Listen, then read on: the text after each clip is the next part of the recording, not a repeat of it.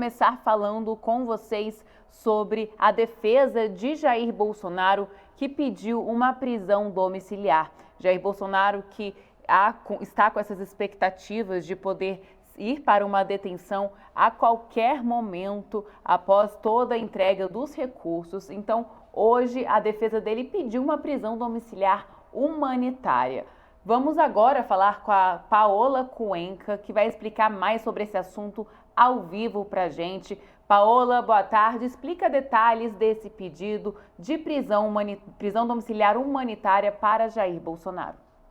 Boa tarde para você, Gabi, para todo mundo que está nos acompanhando. O pedido entrou agora há pouco no sistema do Supremo Tribunal Federal, então agora há pouco que os advogados de fato fizeram essa solicitação ao ministro Alexandre de Moraes e eles informam, inclusive, nesse pedido, que sabem que estão no momento de apresentar a segunda leva de recursos chamados de embargos de declaração, avisam que têm a intenção de apresentar aqueles chamados embargos infringentes que tentam reverter justamente a condenação e que teriam um prazo maior de apresentação, 15 dias, a contabilizar desde o dia 18, que foi quando o acórdão do julgamento, o último acórdão foi publicado, mas de toda forma eles relatam que a saúde do ex-presidente Jair Bolsonaro está mais fragilizada do que nunca. Eles chegam a dizer que, inclusive, um mal grave ou súbito não é uma questão de se irá acontecer, mas de quando irá acontecer. E nesse sentido, eles informam que Jair Bolsonaro atualmente sofre com as crises de soluços, que é algo que a gente já tem mencionado em diversas ocasiões. Relembra que Bolsonaro teve que ir ao hospital durante 3 vezes nas últimas semanas, desde que começou a prisão domiciliar em 4 de agosto, e que ainda já possui outras questões de saúde que eram anteriores, por exemplo, a hipertensão, que Jair Bolsonaro já possuía, já tinha um quadro de refluxo gástrico com efeitos, inclusive, no sistema pulmonar, desde a facada que ele sofreu em 2018, ainda relacionado a essas consequências. Eles citam ainda que o ex-presidente possui um quadro de apneia do sono grave e relembram a questão do câncer de pele, que foi a doença descoberta nas últimas semanas do ex-presidente, um tipo de câncer de pele que é considerado ali uma espécie de grau moderado, que o presidente teve que fazer retiradas de pintas para então fazer a retirada desse câncer de pele, não demandando outro tratamento como quimioterapia ou radioterapia, mas possui esse diagnóstico e a possibilidade de novas pintas cancerígenas aparecerem ali ao longo do corpo dele. E é diante dessa situação que os advogados até chegam a afirmar nesse pedido, abre aspas, tais condições geram permanente vulnerabilidade clínica e exigem um acompanhamento contínuo, com a possibilidade de episódios súbitos de obstrução intestinal, dor abdominal intensa, infecções e necessidades de intervenções hospitalares de urgência. Em razão do quadro persistente de soluços do ex-presidente, que demandam o uso de drogas, que atuam sobre o sistema nervoso central, então, o pedido que se faz aqui é que Jair Bolsonaro pode a qualquer momento demandar atendimento médico de urgência. E por isso que os advogados pedem que Jair Bolsonaro nem chegue a passar um dia que seja no sistema prisional, cumprindo a pena de 27 anos e 3 meses de prisão no regime inicial fechado, que na verdade, da mesma forma como ele está hoje, cumprindo uma prisão domiciliar enquanto uma medida cautelar de prisão domiciliar, que ele continue ali na prisão domiciliar, só que enquanto a execução dessa pena de 27 anos e 3 meses de prisão. Gabi? E Paola, a defesa também pediu autorização de mais visitas, né? Tem pelo menos 16 nomes na lista? Exatamente, é outro ponto que chama a atenção, porque ao mesmo tempo que a defesa faz esse pedido falando sobre essa saúde muito debilitada, e o próprio deputado Nicolas Ferreira, que visitou Bolsonaro hoje na parte da manhã, falou que se Bolsonaro fosse preso, ele poderia não sair vivo da prisão, enfim, que o quadro de saúde dele é bem grave. A defesa, ainda assim, nessa data de hoje, solicitou mais visitas ao ex-presidente ali na casa dele. Nesses pedidos que foram apresentados hoje, a gente tem 16 nomes diferentes. E entre esses nomes nós temos tanto deputados federais, senadores, quanto também alguns nomes de ex-ministros do governo de Jair Bolsonaro, por exemplo, Onyx Lorenzoni. Há também nomes de outras autoridades que fazem parte, inclusive, de diretórios locais, estaduais do Partido Liberal. E o que a gente tem ainda como um pedido que se difere desses demais, foram 16 nomes listados, mas 15 são para realizar uma única visita ao ex-presidente. Já o nome de Marcos Antônio Machado Ibiapina é apresentado como o de um assessor que Jair Bolsonaro possui, por ser presidente de honra do Partido Liberal, e o que os advogados solicitam é que este assessor, então, possa ter um trânsito liberado ali na casa de Jair Bolsonaro, sem a necessidade de um prévio agendamento, uma prévia solicitação da entrada dele e, consequentemente, a autorização por parte do ministro Alexandre de Moraes. Isso porque os advogados afirmam que, ainda que Bolsonaro esteja cumprindo essa medida cautelar de prisão domiciliar, ele é o presidente de honra do Partido Liberal, por isso possui ainda conversas sobre questões estratégicas do partido, planos que devem ser feitos e, por isso, a necessidade, já que ele não possui o acesso a um telefone celular, que Jair Bolsonaro consiga ter esse contato direto com esse assessor, aqui indicado pelo PL, Marcos Antônio Machado Ibiapina. Obrigada pelas informações, Paola, e uma ótima tarde de trabalho. Para nós, até mais. E para a gente entender um pouquinho esse pedido de prisão domiciliar, eu convido agora para o Poder Expresso o Antônio Gonçalves, ele que é advogado criminalista, tem um PhD em Ciências Jurídicas pela Universidade de La Matanza, na Argentina, e também em Direitos Humanos e Fundamentais pela Universidade de Santiago da Compostela, na Espanha. Doutor, seja muito bem-vindo ao Poder Expresso. Já começo perguntando ao senhor essa situação deste pedido, antes mesmo de ter essa determinação de uma prisão em regime fechado. Isso pode acontecer? A defesa pode se adiantar quanto a isso? Qual é a sua análise? Sempre um prazer falar com vocês e com quem nos acompanha.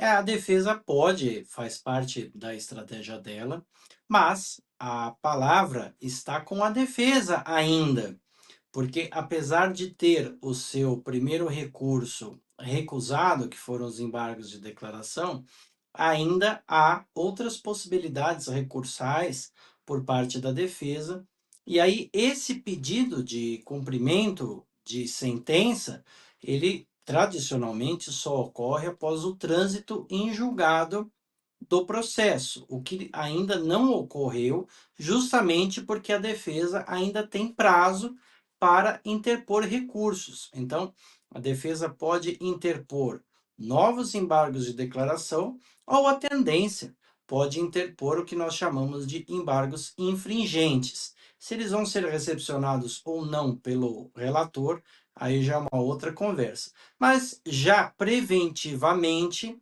a defesa tende a querer a manutenção da prisão domiciliar do ex-presidente, apesar de, como a reportagem muito bem mencionou, não tem nada a ver com o processo ao qual ele foi condenado. Ele está preso em prisão temporária, domiciliar, de maneira preventiva por um processo que ainda não foi julgado, sobre o envolvimento dele em ações do filho Eduardo Bolsonaro.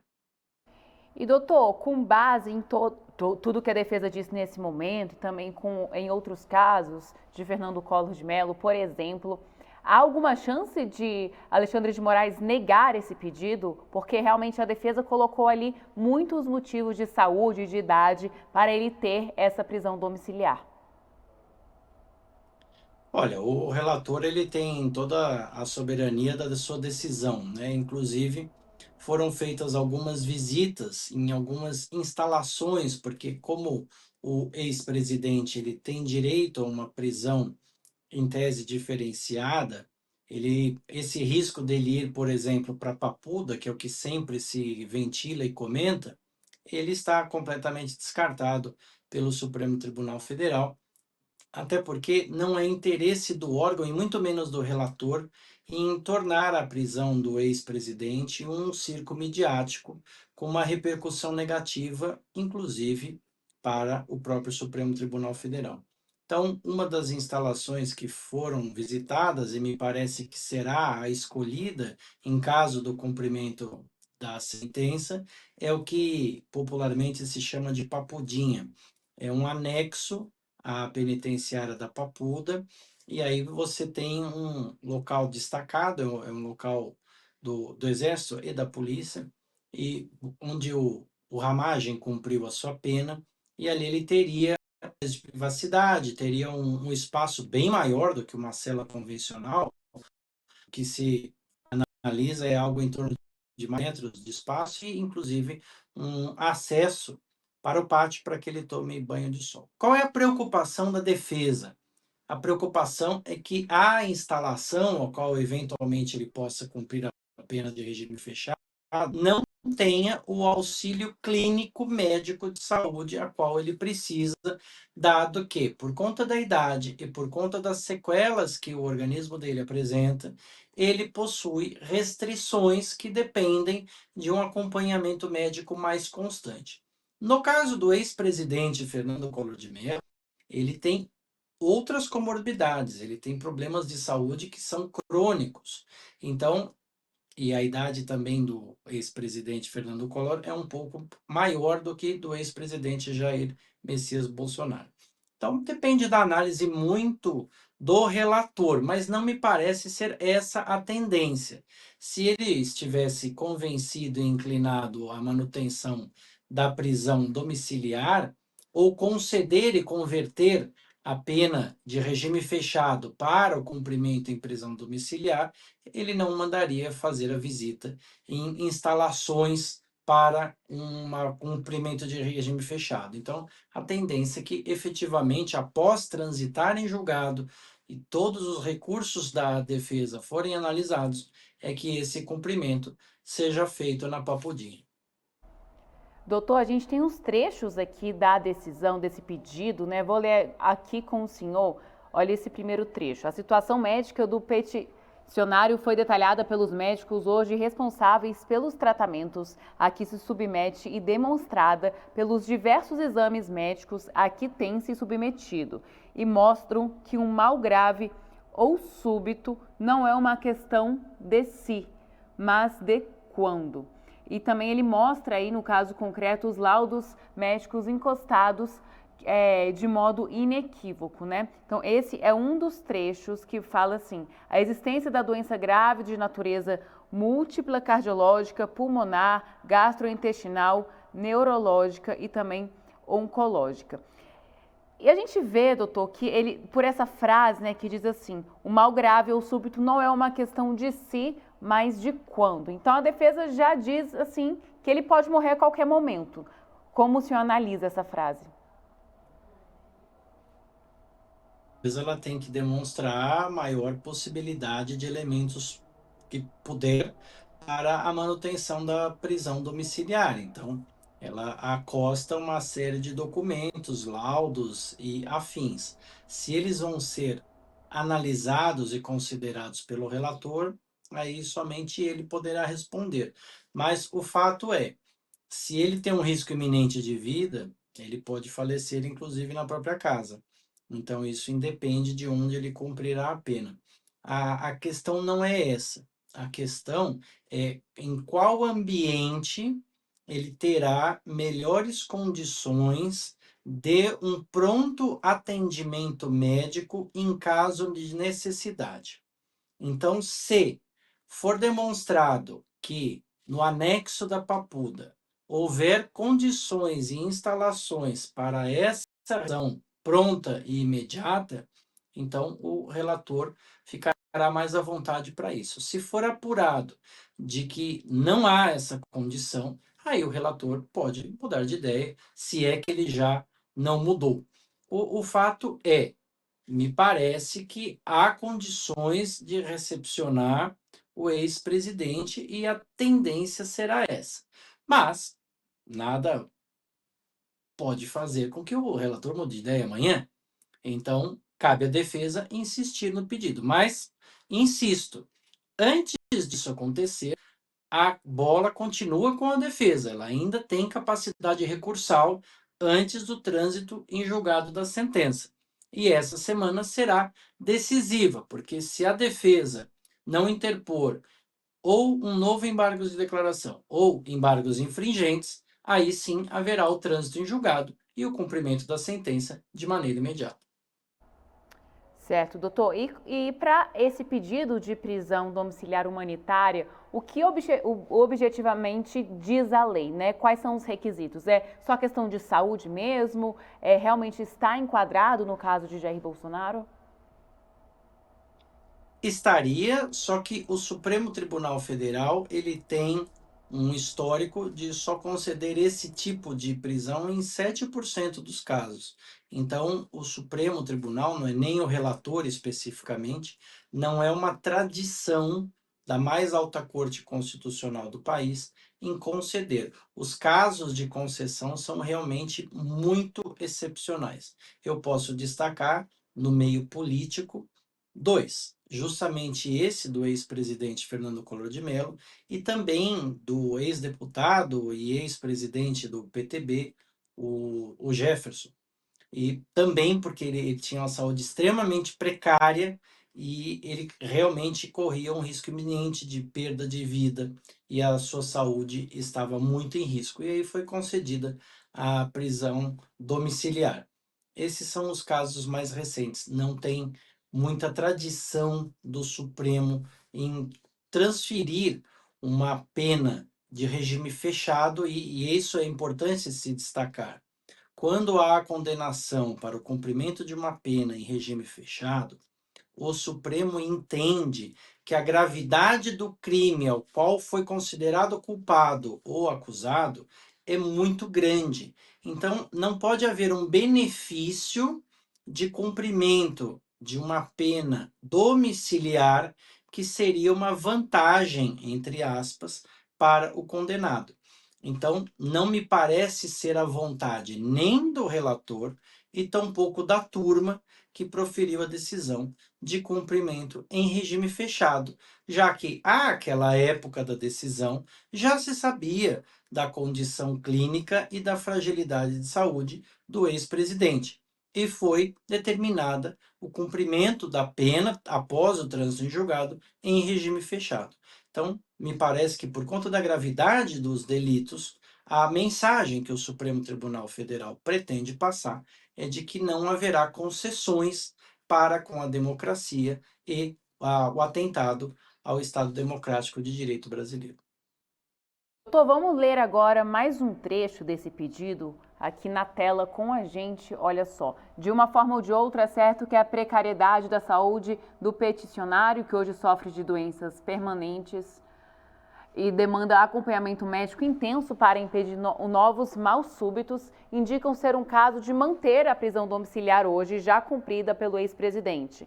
Diante de todo o exposto, dos laudos médicos atualizados e do caráter excepcional e humanitário que permeia a previsão do artigo 318, desde já sem prejuízo dos recursos ainda cabíveis, requer-se a concessão de prisão domiciliar humanitária ao peticionante em substituição ao regime inicial fechado fixado na condenação a ser cumprida integralmente em sua residência, sob monitoramento eletrônico e com as restrições que Vossa Excelência entender cabíveis.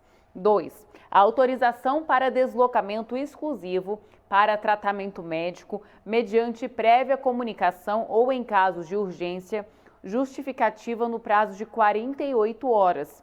E 3. O reconhecimento da natureza humanitária e excepcional da medida, assegurando-se o direito à continuidade do tratamento clínico integral. Então, a gente viu aí esse final do pedido determinando, né, esses 3 pontos necessários que a defesa quer agora. Então, algumas exigências neste documento e, junto a isso, também o pedido de mais visitas. O senhor acredita que esse pedido de mais visitas, com esses 16 nomes na lista, pode de alguma forma atrapalhar esse pedido de prisão domiciliar neste momento? Ou os dois ocorrem de forma paralela e não tem nenhuma relação? Tese tem relação sim, porque veja só, se o presidente tem saúde e disposição para receber visita, ele também tem saúde e disposição para cumprir a pena. Então, se a saúde dele é tão delicada ao ponto de que ele pode falecer a qualquer instante, como alega a defesa, ele não poderia receber visita. E, ao contrário, ele deveria receber um auxílio médico constante, ou se a saúde dele fosse assim tão frágil, ele deveria ter sido transferido para uma unidade clínica. Então, como nada disso aconteceu, o relator pode ponderar que a saúde do ex-presidente não é tão frágil quanto parece, porque ainda a reportagem destacou que ele tem crise de soluços, mas isso talvez não seja caso de uma internação, talvez isso não seja um impedimento para um cumprimento de pena. Então, são esses pensamentos que vão passar pela cabeça do relator. Claro que nada impede, e aí é mais um exercício de futurologia do que algo técnico, mas nada impede de que o relator determine o cumprimento da pena em regime fechado, como prevê a sentença, e se houver uma alteração do quadro de saúde com um agravamento do mesmo por conta do ex-presidente, aí sim seja modificado o cenário e seja concedida uma alteração do cumprimento do regime. Não tem nada que impeça isso, mas não me parece ser a tendência para o momento a concessão de uma prisão domiciliar humanitária. Por quê? Não há nenhuma demonstração, e isso é o mais importante. Eu não sou médico, mas pelos trechos que você bem mencionou, não há nada que destaque que o presidente está em estado terminal, ainda bem. Não há nada que destaque que ele sofre de uma doença a qual, se ele não for submetido a tratamento, ele falecerá em meses. Ainda bem também. Logo, ele pode ter uma doença crônica, ele pode ter uma doença que envolva cuidados, mas ele não tem uma saúde delicada ao ponto de que ele não consiga se locomover, que ele não consiga ter as suas faculdades mentais em ordem ou a sua saúde minimamente em funcionamento. Então, não há nada que o impeça do cumprimento da pena. Então, por base nesses elementos e com base na jurisprudência e na conformação do Supremo Tribunal Federal, a tendência é que ele inicie o cumprimento da sentença em regime fechado no anexo militar da penitenciária da Papuda. Doutor Antônio Gonçalves, muito obrigada pela participação aqui no Poder Expresso, pelos esclarecimentos neste momento tão importante, né, aí de mais um passo envolvendo, então, Jair Bolsonaro. Obrigada, uma boa tarde, um ótimo fim de semana. Imagina, uma ótima tarde para vocês, um bom final de semana a todos também e parabéns pela cobertura.